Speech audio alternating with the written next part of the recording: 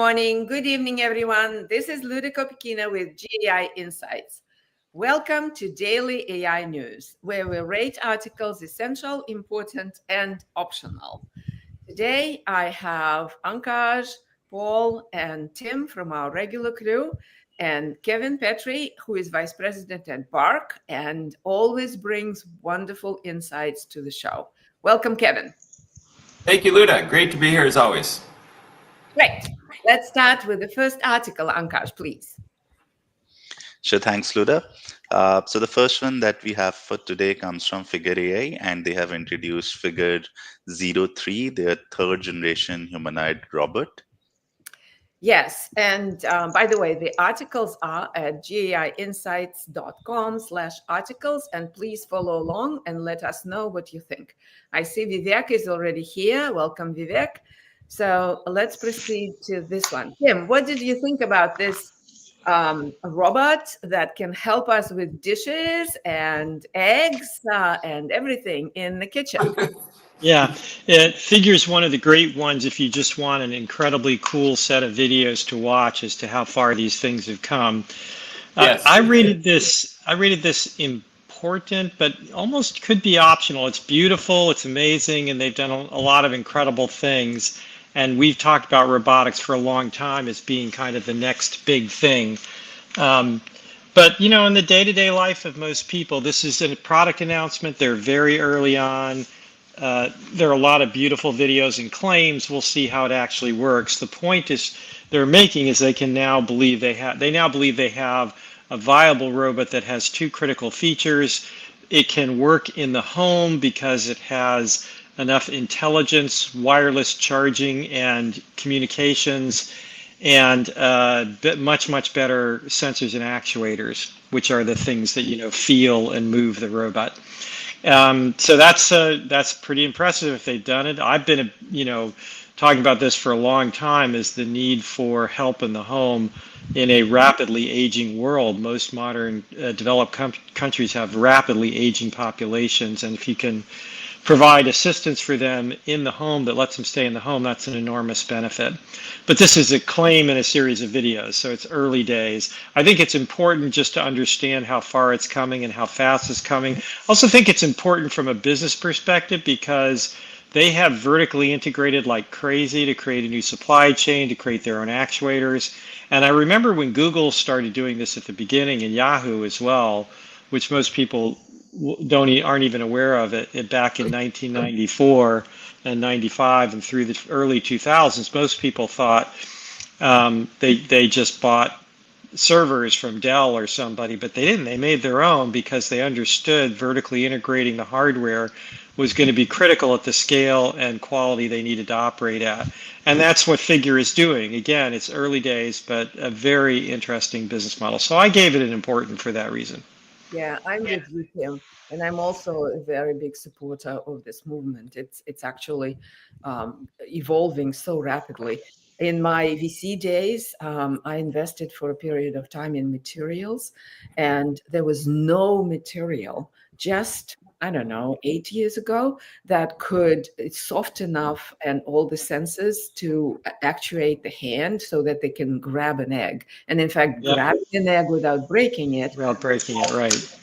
Like you could, and in this very short period of time, we've gotten the material, we've gotten the sensors. It's incredible. So I was on the important side as well. What did you think, Ankaj? I was important as well, Luda, on this for all the things that Tim mentioned. I think they are one of the few vendors who are far ahead in the game, at least from a US perspective. There are other robotic vendors in China who claim to do similar things. So I think important for leaders to know that we have competitors in US as well who can do mass manufacturing of these robots maybe in the next 6 to 12 months. Paul, we're going important. Yeah, I think it's important. I mean, I think we talked about this earlier. I mean, in the drone thing, we saw this DJI get 75% of the drone industry and crush every single Valley drone company. And this is a Valley-based physical robot company that's very exciting. They're doing Boston Dynamics type marketing spin, which is exciting. And boy, I certainly hope they are paying attention to what's going on in China, because China's way ahead of us. So I think important.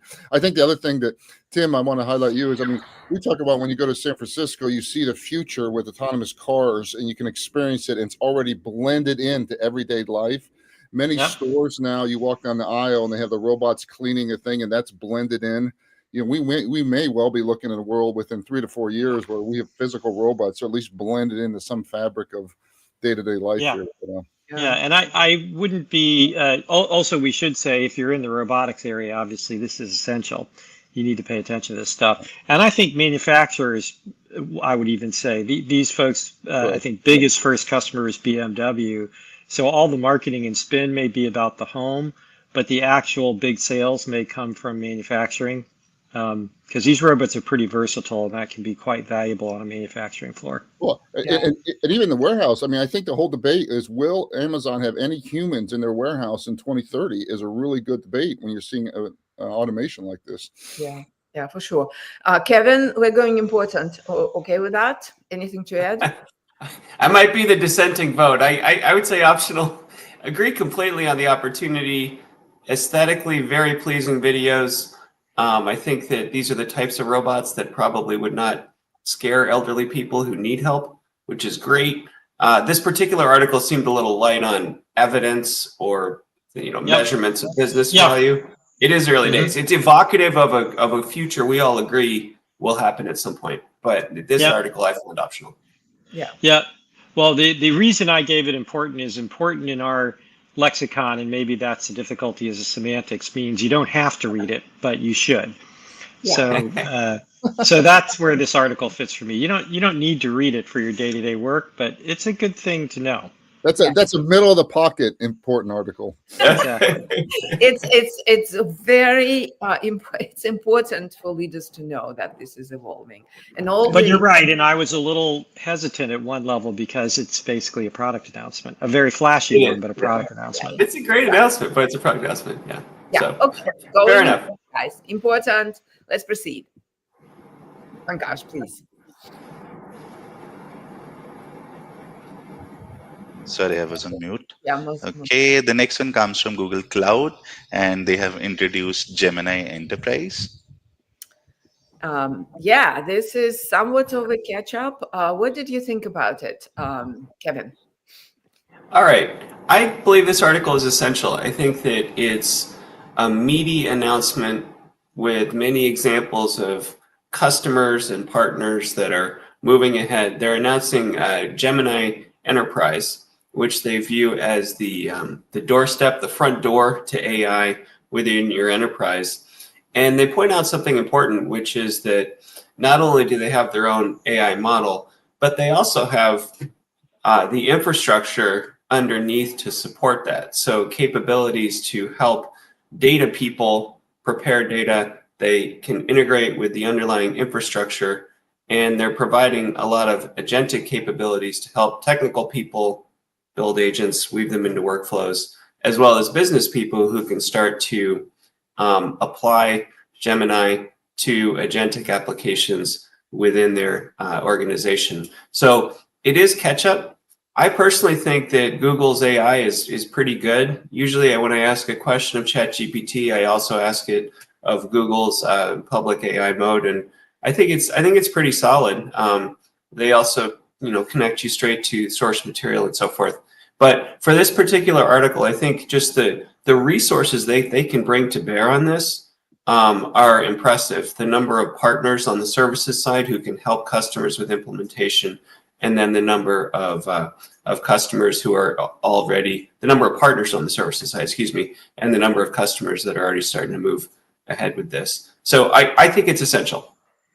And to add to this, the spread, because the workspace powers a lot of small to medium-sized companies, Google Workspace, and that allows them to also start building with agents and the like. So it provides that infrastructure that is important.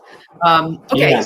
And I might just add one other quick note, which is that they do more than give this cursory nod to governance, which is really important. I mean, they're talking about AI safety, they're talking about guardrails, they're talking about security, and I think those things are really important, because if you're feeding garbage to the models, you'll get garbage out every time. Yeah. Vivek is asking a question of whether the enterprises are willing to move from Salesforce and other platforms that they're ingrained in. Yeah, we have an article coming up on that, Vivek. Yeah, but it's a very good question. Ankas, what did you think? I think this is an essential development, Luda.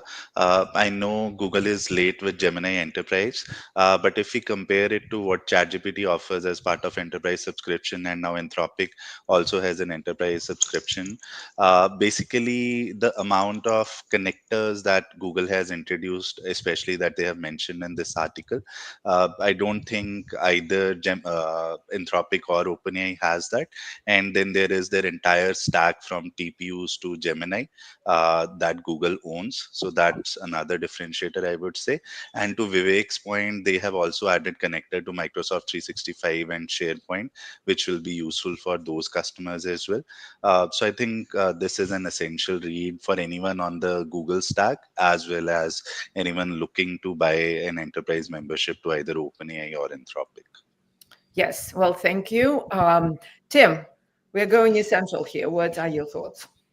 Yeah, I was on the border between important and essential, but I think you got to give it an essential because it's Google. It's one of the big dogs in this hunt, and it is a comprehensive announcement. It is, I think it was captured very well by what everybody else said. It's a mostly catch up, but a few interesting things where they're trying to make the case to move forward. Vivek said in the chat, and I kind of agree, they may be compatible with SharePoint and 365 and Salesforce. They're going to have a tough time getting people to convert.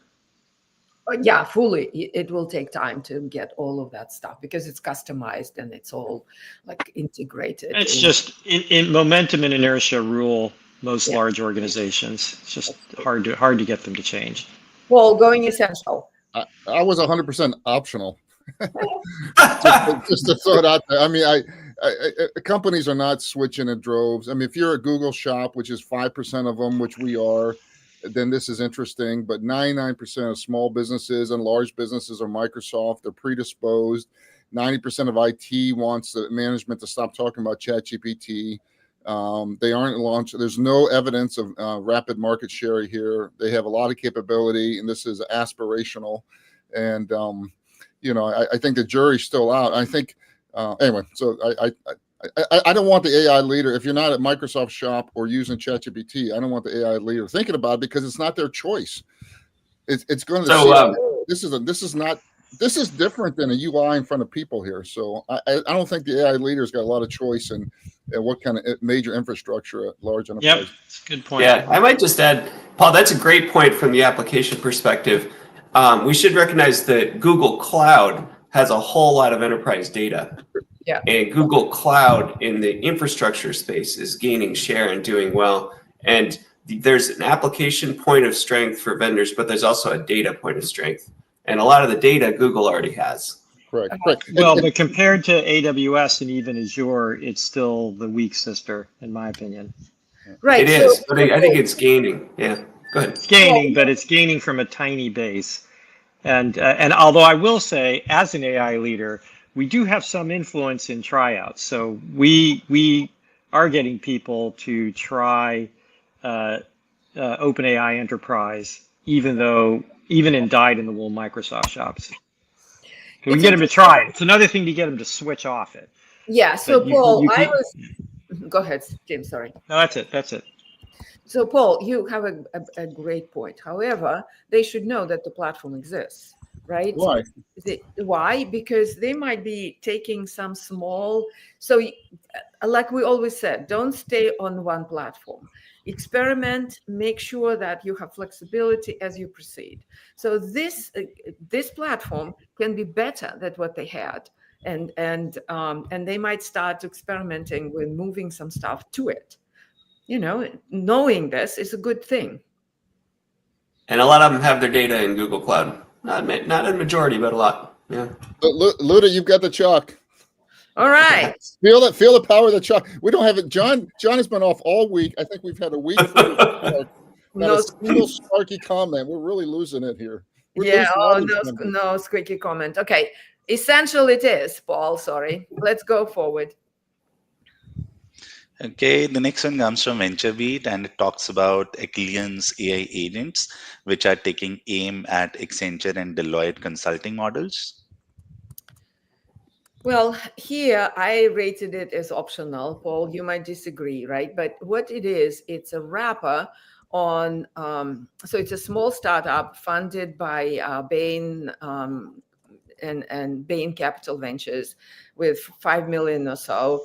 And they are building a wrapper that would allow human interface to the ServiceNow implementation. So they hire people who really know ServiceNow, and that's an automation and customized automation of processes in enterprises and maintenance of those, right? So this is implementation of that is a difficult process. And so they're building this wrapper on top of the ServiceNow now, and then they're mentioning that they will move to SAP and the like. I think this is the future, but this is a product announcement and they haven't really done much yet. So it's an optional for me. What did you think about this, Kevin? I agree. It's optional.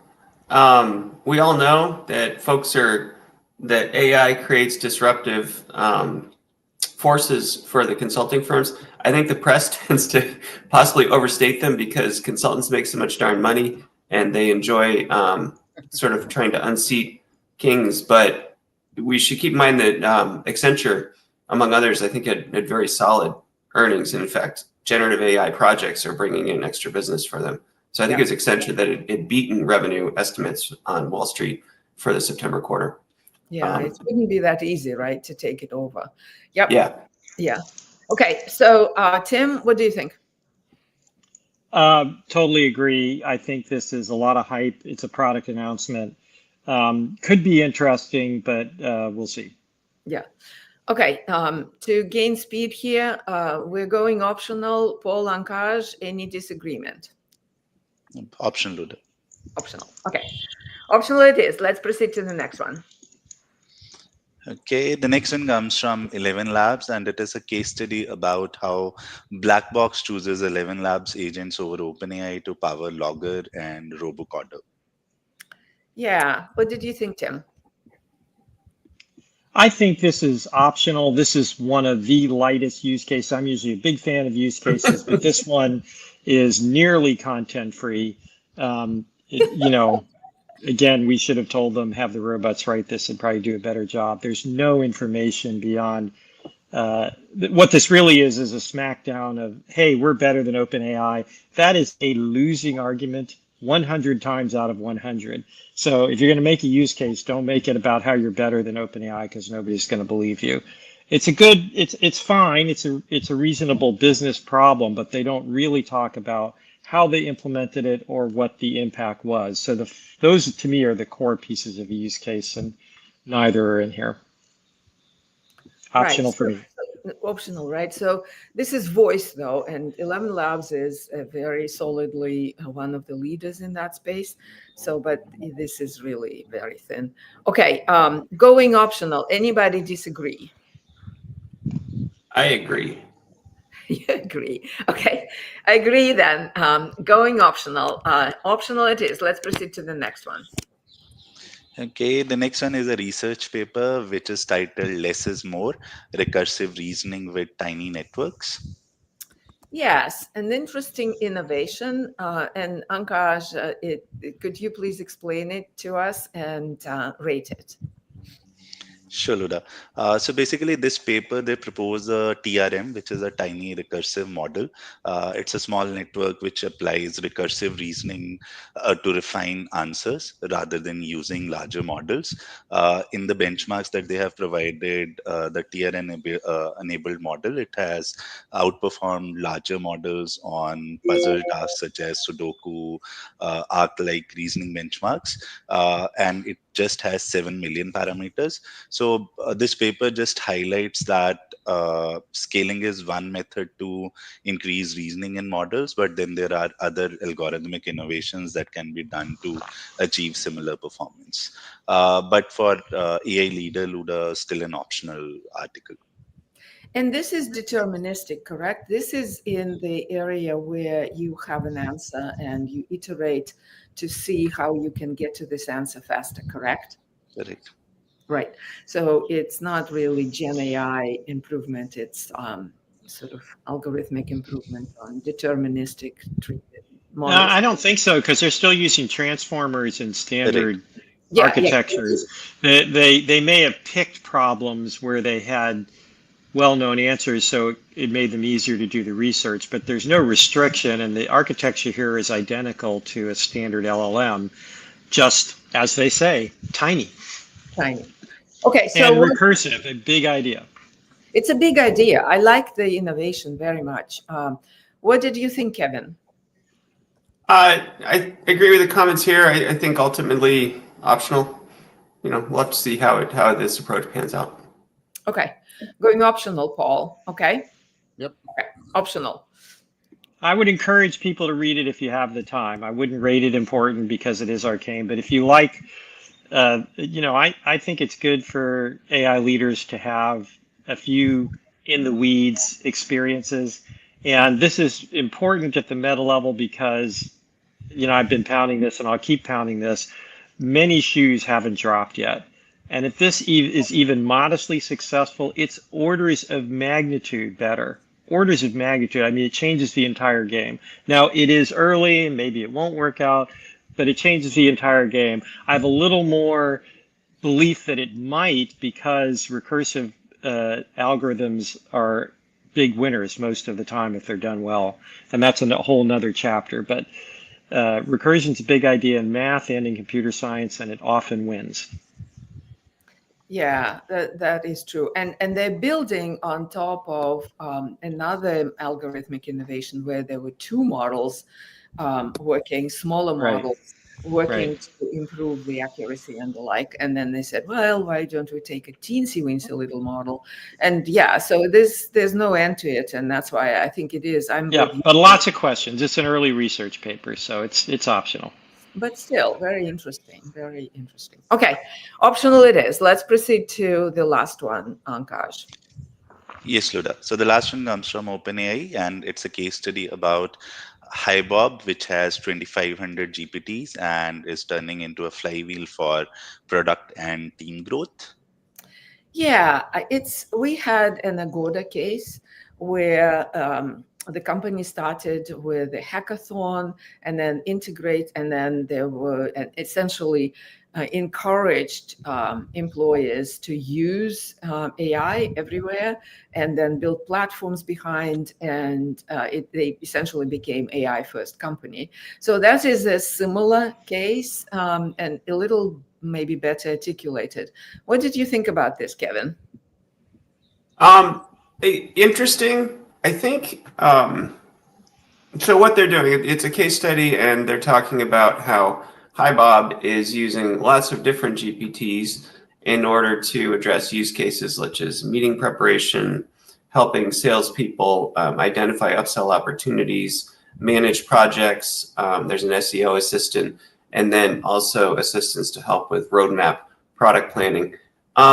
Good stuff. This is an HR technology company, and the problem here is that we have this ethos that more agents is better, more models is better, and that can be true, but that can also create an incredible, hard to manage sprawl that creates real governance risks.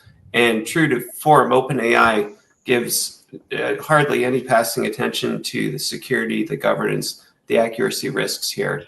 The results to date are very light. It's not clear that they're getting real business value. And I think that if you compare this to some of the meaty case studies from AWS, this pales in comparison. So I would rate this optional. Okay. Other than that, how was the play, Mrs. Lincoln? I hate to sound like you are. No, I'm right with you on this one. It's Go ahead, OpenAI really needs to take a lesson from AWS. Most case study writers do, because they don't talk at all about how they did this in the first place. Let's forget about the meta issues like security and governance. They don't even talk about how they created these GPTs and how they manage the GPTs in production, other than to say, we have some engineers. Great. Okay, well, that's good, but it's not that detailed and not that actionable. And as you said, the results metrics are non-existent. So yeah, it looks like it'll help. But if it helps on one end, but costs on another because of issues with management or reliability or security, total cost of ownership, as Paul likes to cite, is a big deal. And they just don't talk about that at all. So optional for me. Yeah. Okay. I was actually on more important than this, because the results, they maybe don't articulate. It's all internally focused, and it's all about how to engage employees, train them, upskill them, so that they can actually be open to AI and use it. So they've achieved that as a big milestone. And how do you know? They just assert it, 90%, and they don't even describe how. So that's my problem. I can assert that I've changed the world, but if I don't cite any evidence, or how I did it, or what the actual results are, it's just an assertion. I see. So you don't believe them. That's the thing. Okay. I don't know whether I should believe them or not, but I start out being skeptical. Yeah, they have an agenda. Yeah. No, that's true. Okay, Ankash, what did you think? So we have two skeptics here with the optional. Right, Luda. Luda, I was between optional and important for this. So all those GPTs that they have created, they are really interesting in terms of using GPTs across enterprise. But then to Tim's point, we don't know what the outcomes have been and how they have done it. So that's why optional. But because of GPTs, because of different departments using different types of GPT, so it seems like it is being used enterprise-wide, but we don't have any data to confirm that. So that's why optional. Yeah, and I would say the other thing that makes me skeptical, we do have some expertise and some experience here. GPTs, I don't know of anybody who's using GPTs as enterprise systems in production. That's not, at least to me, the way they were presented and what they were designed for. They're designed for like Excel macros for automating personal tasks. They're not, at least initially, designed to be enterprise grade things. And maybe their engineers create enterprise grade things out of them. And that would be really interesting to know if they do, because that's a big gap. But they don't explain that. They don't talk about it. Yeah. So you don't know which ones were which. But I think the intent was to upskill. Okay, Paul, you have the last word here. What did you think? It's definitely important. I mean, I think yesterday, we had a 4.5-hour workshop yesterday with a company doing 201 with 7 directors and a VP, and all we focused on was GPTs. This is a company that rolled out Microsoft Copilot, now switched to Microsoft ChatGPT for all their employees. And it's interesting, Tim, they do start all at the kind of macro individual productivity level, but they all want to access internal data. So the whole connector space is such important. So this idea that they can start having tools to talk their own data, I think, is a natural kind of citizen coding path that these companies have. So agreed. It could be great. Yeah. This one just doesn't provide that much. Definitely agree with the aspirational hope here. And there's still a lot of features that OpenAI announced that I still don't see work well, like scheduling stuff. So yeah. So I also see, when I talk to enterprises, that this is where they are. They need to upskill, or at least get people out of fear and use this stuff, that then they can transfer it into real implementations. So important it is. As Ankash is preparing the scorecard, Paul, any announcement? Tim, Kevin? Go ahead, Kevin. Yeah. Oh, thank you. October 21st, we're hosting an online data festival. We'll have lots of cool use cases for AI from companies like Merck and Siemens. Hope you can join. Nice. Okay. And two on our end, we had a soft launch of our free ChatGPT and Microsoft Copilot sessions this week. They were wildly oversubscribed. We were hoping to get 10 to 20. We had one emailer go out, and like 75 or 80 signed up for the Copilot one on Tuesday. And 90 signed up for the ChatGPT one yesterday. So there's a real interest in just the basics. And I was actually surprised by some of the people who signed up. These are people who are working in AI who also need, some understanding of these Swiss Army knives and how much they're changing. And then second, Learning Lab on Monday, our showcase is going to be Vantic, who's doing some really exciting things on AI and metering space. Okay. I met them at your conference and enjoyed it. Yeah, We're getting a briefing from them in a couple weeks. Yeah. Great. Okay. Thank you. Yeah, and I went to both of those training sessions, Paul, and they were great even for me because there's so many little hidden features. Like, oh, I didn't even know you could do that. Okay. That's great. Thank you. For today, we have 1 essential, 2 importance, and 3 optionals. Thank you for listening. Thank you, Kevin, for joining. Thank Great to you, see everyone. Valda and Ashish and Vivek for commenting, Nina as well, and happy Friday. We'll see you on Monday. Thank you. Bye-bye. Great. Take care.